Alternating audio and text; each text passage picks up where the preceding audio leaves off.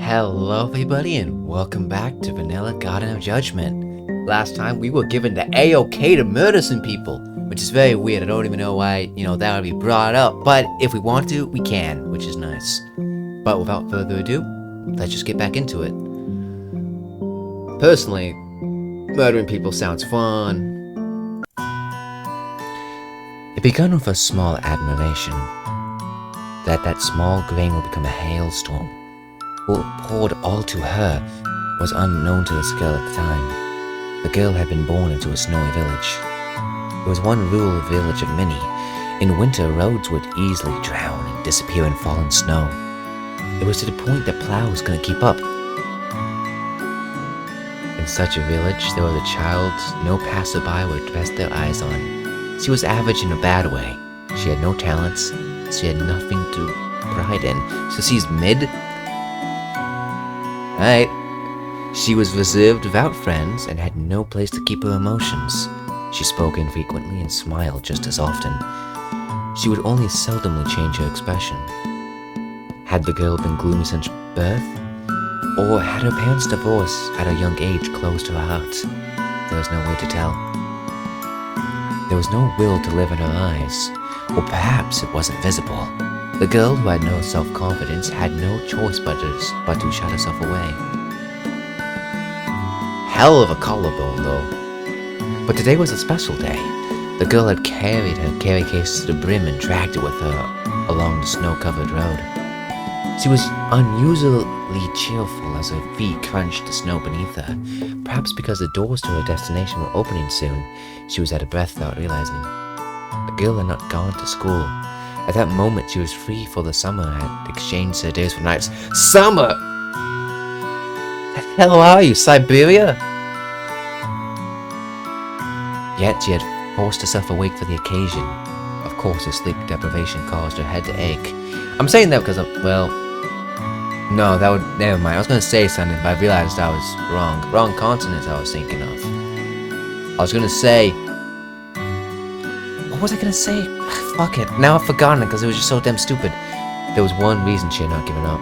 She had the goal of showing a novel she had written to a large audience at the event. That had been her reason to keep going her entire life. It was a time that a shut-in like her could find value in her life.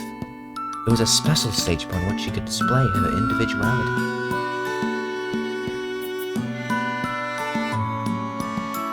Oh, this is a good CG.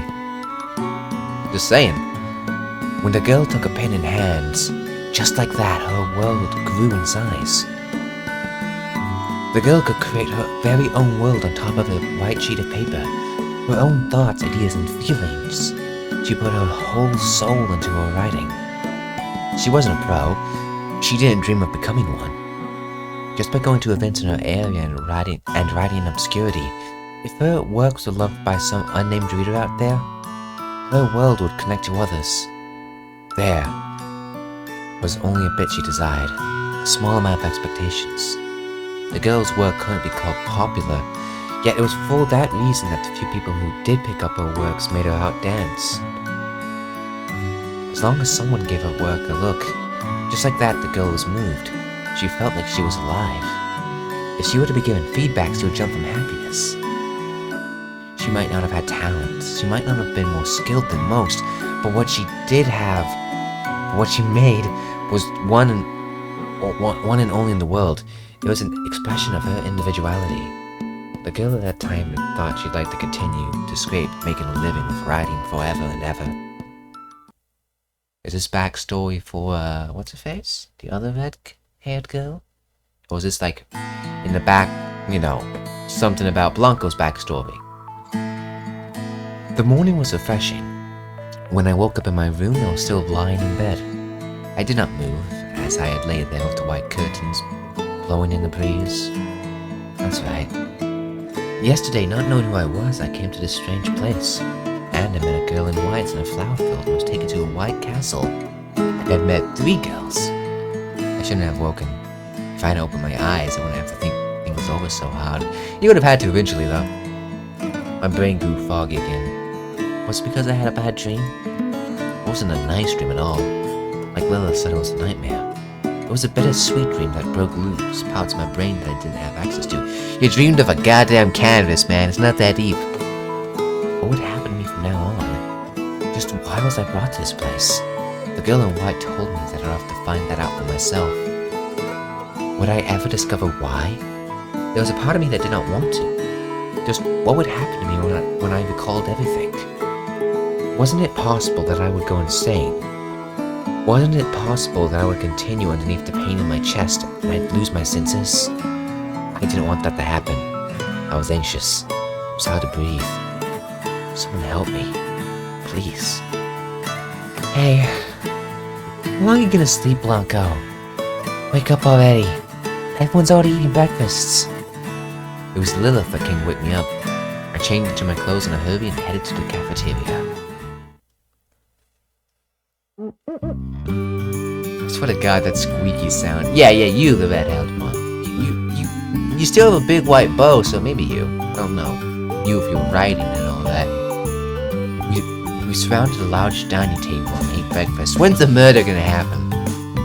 There was an aromatic line of homemade cooking on the table, but I wasn't very hungry. It seemed like I didn't have it in me to eat good food happily at the moment. I wonder why. Unlike me, everyone must have slept well. Seymour was eating Sawyer's cooking recessed. Lilith was sloth-like as usual, so I didn't pay attention. If I didn't eat the food placed in front of me, it would be rude to the cook. It wasn't anyone's fault I wasn't hungry anyway. You know, I'm sure they'd understand. Just saying it. Thinking it wouldn't do to break the atmosphere, I forced myself to put food in my mouth and pretended it was delicious. Yeah, Sawyer's cooking is the best. Today's no exception. I gotta be grateful to be eating this every day. We gotta eat this every day, huh? I'm glad to see you like it, Blanco. It must be because you were a housewife that you're good at cooking. I need to learn from you. Must be nice to be a housewife. Don't have to work and you won't do chores, right? I should have found a nice guy and got him married. Hold up, Lilith. A housewife is just like any job, you know? Aren't you forgetting that housework is manual labor? Yeah, I fucking hate housework. And I barely do it. There's no need, Sima. It's the truth. When I was in my home, I only did the chores. Come on, Sawyer. You're only allowed to get mad when you want to. You don't need to worry about being the newest here, because it doesn't matter. You're the oldest. You don't have to, start throwing shade. Just... You're all nosy. Shut it, Blanco. I may be a college student, but I'm old enough to be a salary woman, so I get a free pass. Hey, aren't you a school kid, Sima? Age-wise, I mean. Yeah, I am. But I dropped out early. Do people really think dropping school early is that bad? It's not the case. There are many ways to live. There's no rule on how one is to live their life. It's hard to figure out who's talking at any point in time, but borrowing the fact that it straight up says who's talking at the time, it's hard to assign a voice. You think so? Thanks, Sawyer. I feel a bit better about it now. You're kind of philosophical. The wisdom must come with age. I want to grow up and be like you, and soon. Oh, I'm not philosophical. I'm not someone who should be a role model. Oh, Lilith. Are you jealous? Don't worry. I love you, Sawyer, and Blanco all equally. What do you even say? I'm not jealous. The both of you get along quite well. A ring of smiles formed with Sima in the center. It was a peaceful morning, and a peaceful scene just like any other would find in a home played out. Felt as if I had been accepted as a member of this warm family. Now that I think about it, this game has some weird parallels to A Cradle of Ruin. 3 people, actually 4, including the main character, trapped in a place, I guess. I don't know. Just similar concept. Considering this was like 2018, same year as Cradle, if I'm not mistaken. Huh. I had felt better following the girl's conversation. I felt that as long as I had those three with me, I would be able to survive the nightmares. I thought I could pass like a gentle breeze, and even if I was in pain, I felt as if I could stay smiling. I thought that this happiness would stay. But it didn't. You don't have to look so unenthused. Yep, it is your backstory. Okay. We finally meet. The girl was surprised to have someone call out to her in a quiet stadium. It was a thin man who stood in front of her. Huh? The man smiled while the girl, flustered, didn't know what was happening. Aren't you... Shima. If I'm not wrong, you were at my last event too. Yes, I was, but... I knew it. Actually, I read your last novel. It really moved me. The author wrote such a magnificent work. What? My writing is magnificent. You must be mistaken. No, that's not true. Please be confident in yourself. I've become a big fan of yours. Man, I couldn't understand what he meant for a moment. That's when it hit me. I'm shocked. What? My fan? Horace. A person who loved the girl's works had appeared before her. Truly, it had been the first time since she had been told such a thing. It was a clear memory that her hands had shook, and that the happiness had upset her. Such good hadn't been bestowed on her until that very moment. The girl felt that her heart has been cleansed by the man's refreshing smile.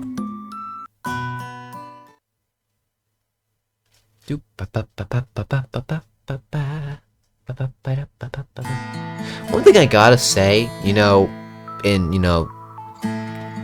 in Sharon's overall design thing is that they're really fucking good at logos.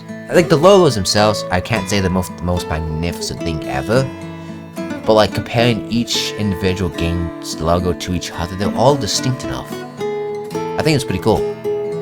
After breakfast, both Sima and Lilith went their separate ways.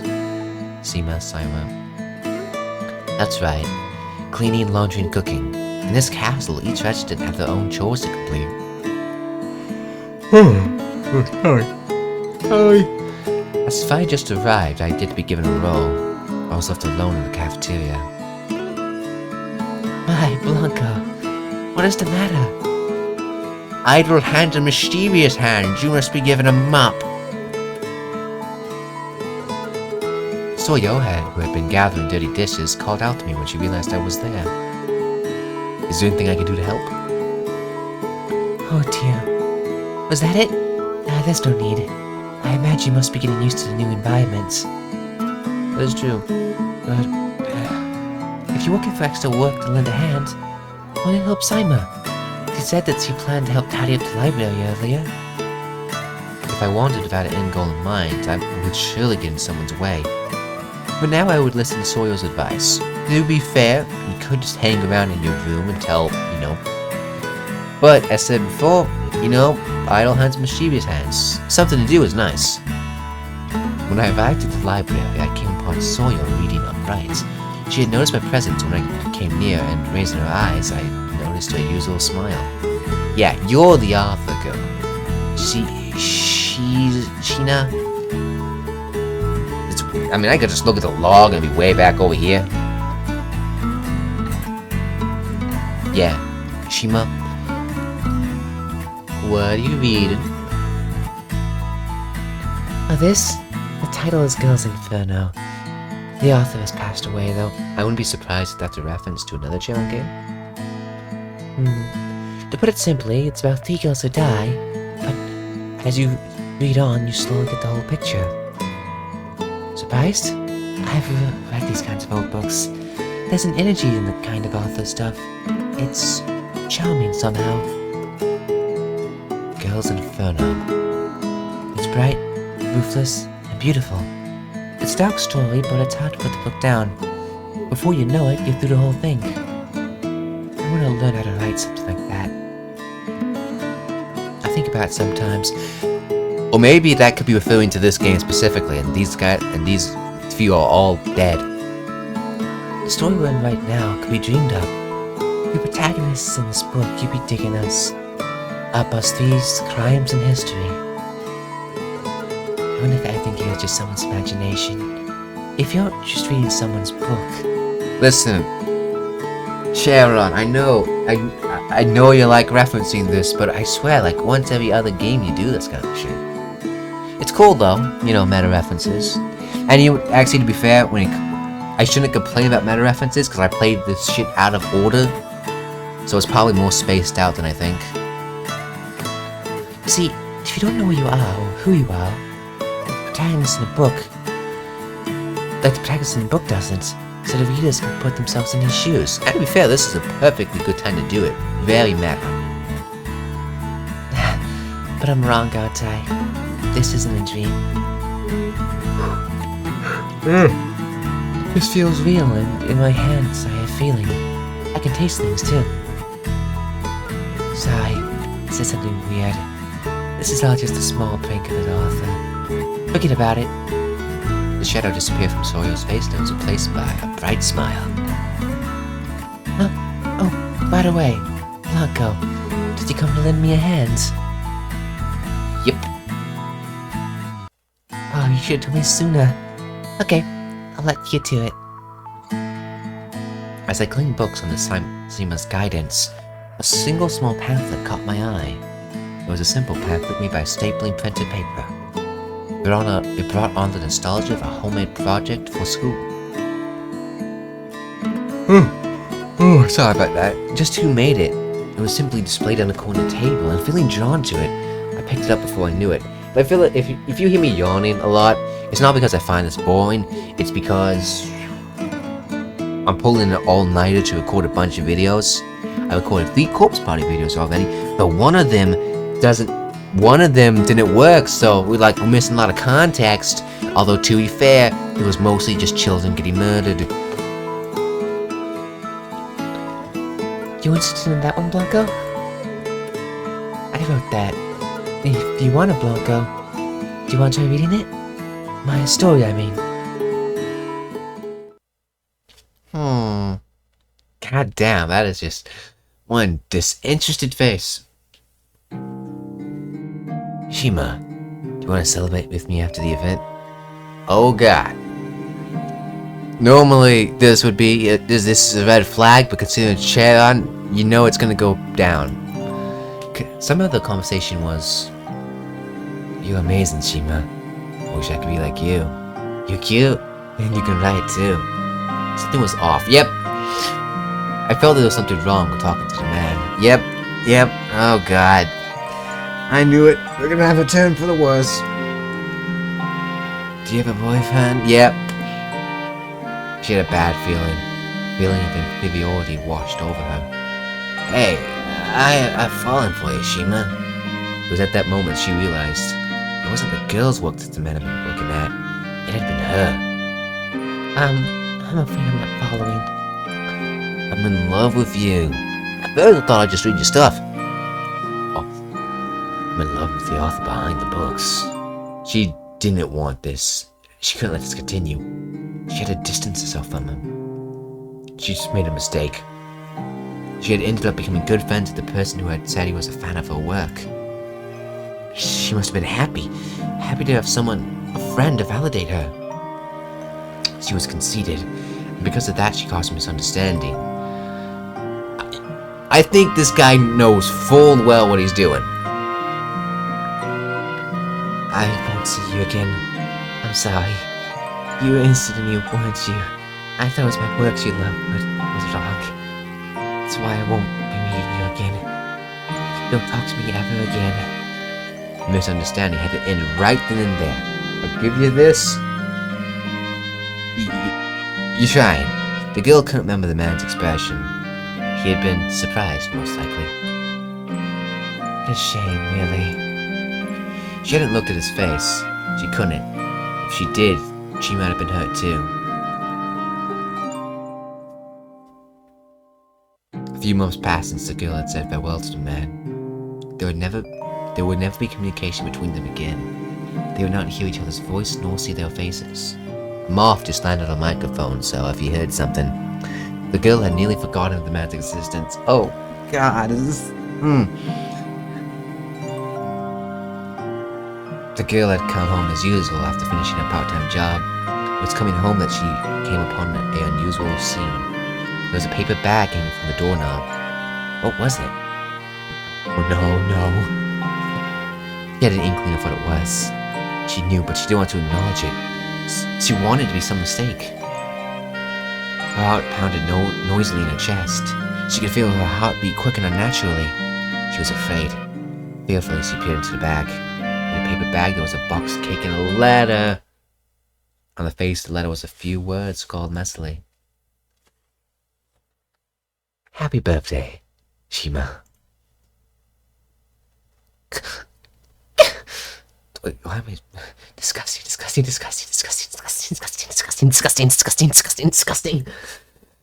affection for her was... The way his eyes locked on her, his gaze disgusted her to no end. It wasn't like that. She hadn't meant it that way. She didn't want it to be like that with him. No.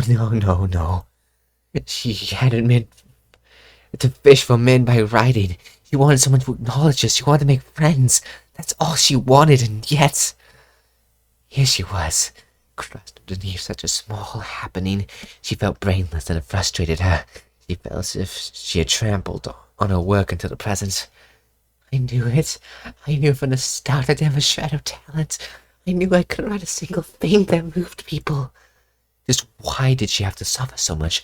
Why did she have to crawl the earth like a bug no matter where she went? Why did she have to acknowledge that she was worthless? Well, that was more vanilla Garden of Judgment. I'm sorry to cut this off a bit early, like typically my video is about 30 minutes long, but there's another about 30 minutes worth of content attached to this video, which if I were to cut it off later would be a disservice to what happened, so I have to cut it off here. But without further ado, I'll see you guys next time, and bye.